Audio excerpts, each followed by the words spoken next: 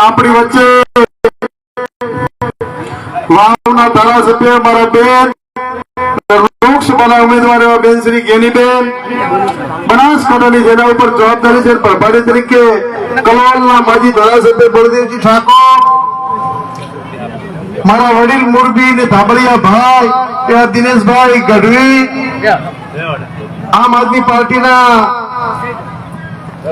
રમેશભાઈ મહામંત્રી, મારા સાથે જિલ્લા પંચાયતમાં સદસ્ય હતા પોપટજી, નવગણજી, રાજગોર સાહેબ, અજમલજી, મથુરજી, ભરતિયા સાહેબ અને મારા સમાજના મોભી જમીન વિકાસ બેંકના પ્રતિનિધિ મગનભાઈ, તેજાભાઈ, હંમેશા યુવાનોની જેમ જોશથી લડતા ચૌધરી સમાજનું ઘરેણું એવા ભાઈ શ્રી ભેમાભાઈ, જિલ્લા પંચાયતના પૂર્વ પ્રમુખ બેન શ્રી પીનાબેન અને મારી જહાલ જેવી બેન શિક્ષણ સમિતિના ચેરમેન એવા બેન શ્રી લક્ષ્મીબેન, દીપકભાઈ, સૌ મંચસ્થ આગેવાનો, આપ સૌ તમામ સમાજની ધોળી તલી સમાન આગેવાનો, મારા લાલ અવગણ જેવા યુવાન ભાઈઓ, માતાઓ અને બહેનો, આપ સૌને નમન ને વંદન.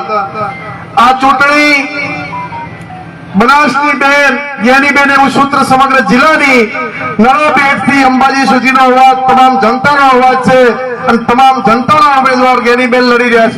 આ ચૂંટણી એ ભાજપ કોંગ્રેસ વચ્ચેની ચૂંટણી નથી, આ ચૂંટણી એ સર્વ સમાજની બેન જ્ઞાનીબેન લડી રહ્યા છે અને આપ સૌના ભરોસે, સમગ્ર જિલ્લાની 18 આલમના ભરોસે આ નાવને તરતી કોંગ્રેસ પાર્ટી તમારા ભરોસે મૂકી છે. આ નાવને તારવી કે ડૂબાડવી આપ સૌના હાથમાં છે. ત્યારે આપ સૌને વિનંતી કરવા આવ્યા છે. રાજસત્તામાં ભડકા ભાળ્યા પછી ધૂળમાં ધામા નાખ્યા, ધૂળમાં ધામા નાખ્યા, મારા રામને રોળી રાખ્યા, મારા રામને રોળી રાખ્યા એવા હનુમાનજી 14 વર્ષ સુધી રામની સાથે વનવાસમાં હતા. એમ આપ સૌ જ્ઞાનીબેનના હનુમાન બનીને બનાસકાંઠાની સીટ જીતવા આપ સૌ નીકળો એવી આપને વિનંતી કરું છું. બળદેવજી હમણાં રસ્તામાં એમની ગાડી બેઠો એટલે દિનેશભાઈ બળદેવજી પૂછતા હતા કે આ લોકો બેનને પૈસા આપે, તમે ચૂંટણી લડવા નીકળ્યા કઈ રીતે લડશો? ત્યારે મેં બળદેવજી તમને આ લોકો જોઈને કહું છું કે એમની પાસે નાણાં હશે, અમારી પાસે મોણા હશે, મોણાના ભરોસે ચૂંટણી લડવા નીકળ્યા છે. ત્યારે આપ સૌને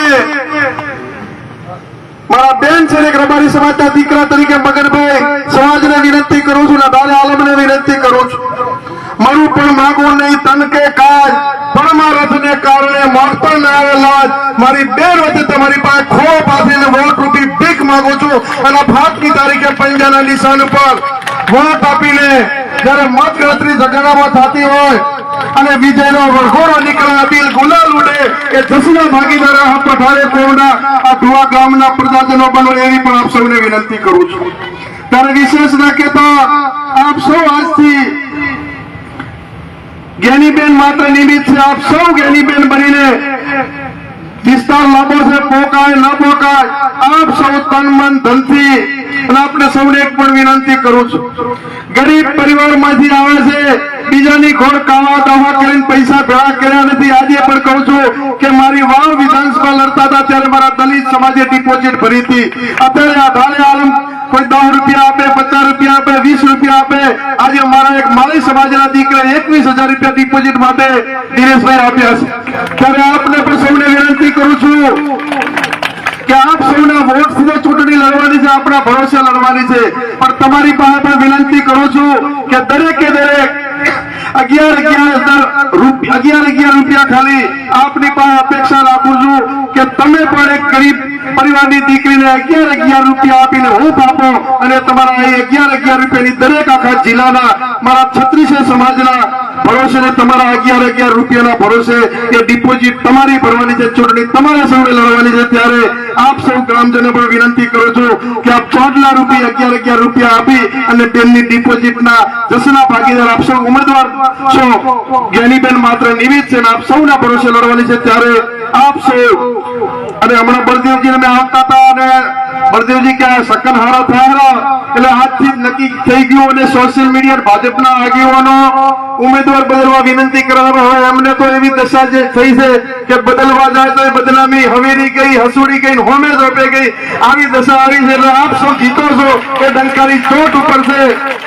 એટલે પરિણામ હવે ફાઇનલ થઈ ગયું. જીત છે, જીતના ભાગીદાર બનાસકાંઠા જિલ્લાની 18 આલમ બનો એ શબ્દ સાથે આપ સૌ